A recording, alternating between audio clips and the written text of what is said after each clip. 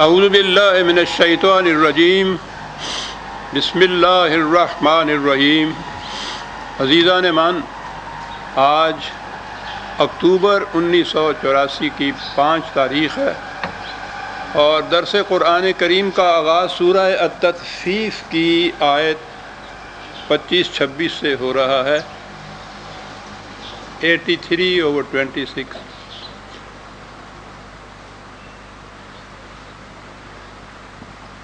بات چلی آ رہی تھی رحیق مختوم کی، سربہ مہر شراب کی بوتلیں جسے آپ کہیں، اور میں آغاز سخن سلسلہ کلام کو جاری رکھتے ہوئے ہی کرتا ہوں، کیونکہ نقطہ بڑا اہم ہے اور اس کی وضاحت تفصیل طلب ہے۔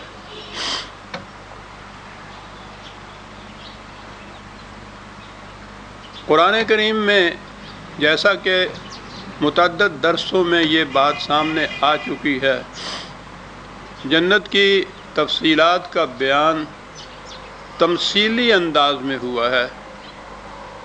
تشبیہات، استعارات، تمثیلات کے طور کے اوپر تو قرآن نے خود کہا ہے مثل الجنت اللاتی۔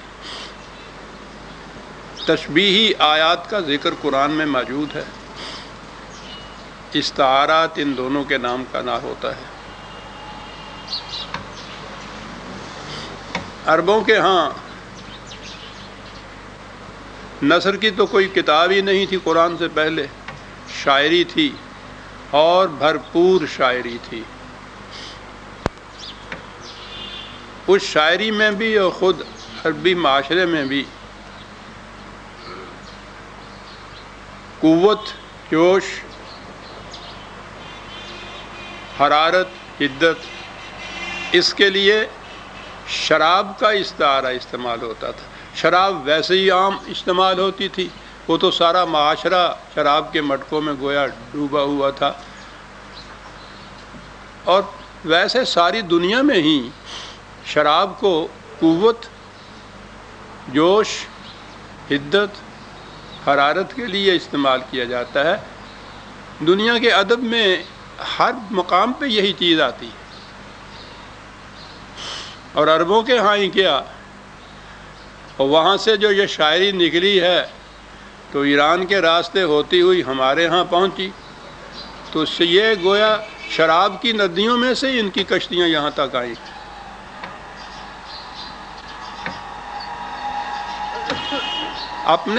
اپنی شاعری کو لٹریچر سمیت میں کہوں گا، لیکن شاعری بالخصوص، اس کو اگر آپ نچوڑیں تو 90% اس میں سے شراب ٹپکے گی، اور شراب ایک انقلاب آفرین استعارے کے طور پر 100 سالہ دور چرخ تھا، ساغر کا ایک دور نکلے جو میکدے سے تو دنیا بدل گئی۔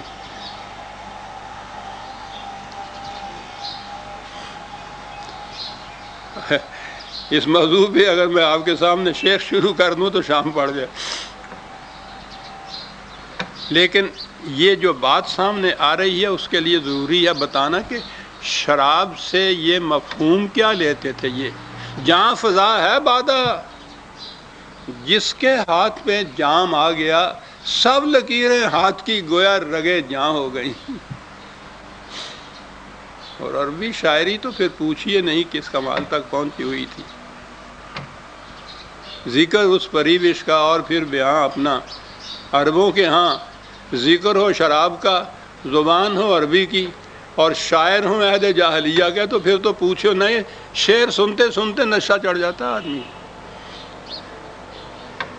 دوسری طرف اسلام کو اگر آپ دیکھیے تو یہ ضعف و ناتوانی، بے کسی اور بے بسی، محکومی اور محرومی، غربت اور افلاس، پژمردگی، افسردگی، یاس اور نا امیدی کا مذہب نہیں ہے۔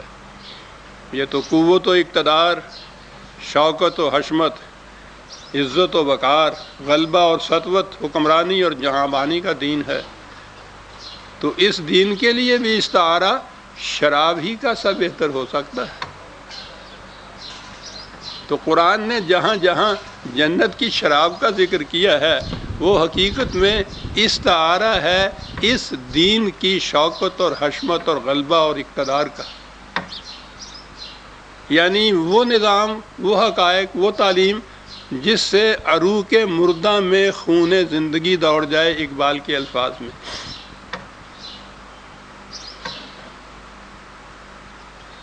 تو جہاں جہاں قرآن میں شراب کا لفظ، شراب کے تو معنی عربی زبان میں ہر پینے کی چیز کے لیے ہے، وہ کولڈ ڈرنکس کے لیے بھی شراب کا ہی لفظ اب استعمال ہو رہا ہے، پینے کی چیز، اس میں یہ چیز آ جاتی ہے۔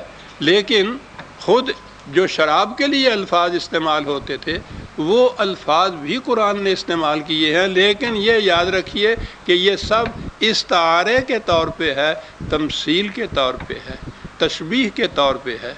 مقصد اس سے اسلام کے دین کی شوکت اور حشمت، قوت اور اقتدار کا اظہار ہے یہ، یعنی اس دین کے علم برداروں کو ایسا ہونا چاہیے، ان کی رگوں میں اس قسم کا خون دوڑنا چاہیے جس میں حدت اور حرارت ہو، جیسا شراب سے پیدا ہو جاتی ہے یہ چیز۔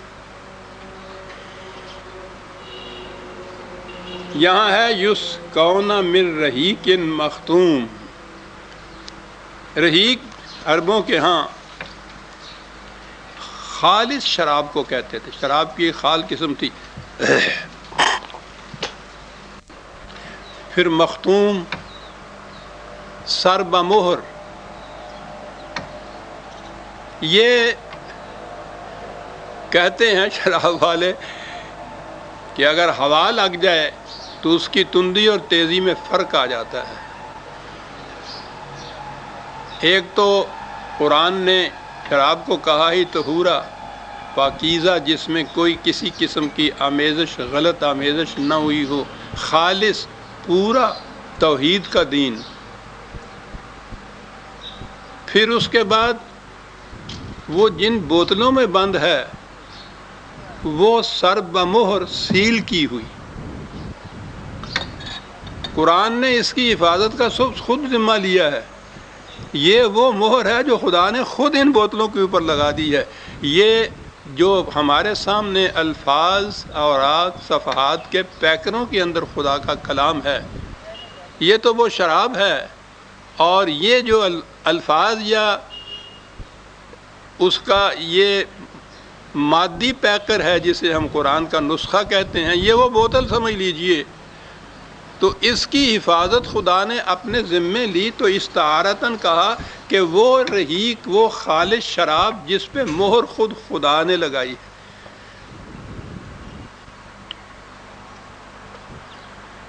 اور وہ مہر بھی چونکہ قوت اور طاقت کا استعارہ ہے، غلبہ اور استیلاء کا، شوکت اور حشمت کا استعارہ ہے، وہ مہر بھی مشک کی لگائی ہے، جسے ہم مشک کہتے ہیں نا، عربی میں مسک کہتے ہیں اس کو۔ یہ یونانی طب میں ہمارے ہاں ایک دوائی ہوتی تھی، دواء المسک، اب وہ مشک ہی نہیں ملتی تو مسک کیا ہو، ہن تے مشکاں بدیاں ہوئی ہوندیاں ہیں۔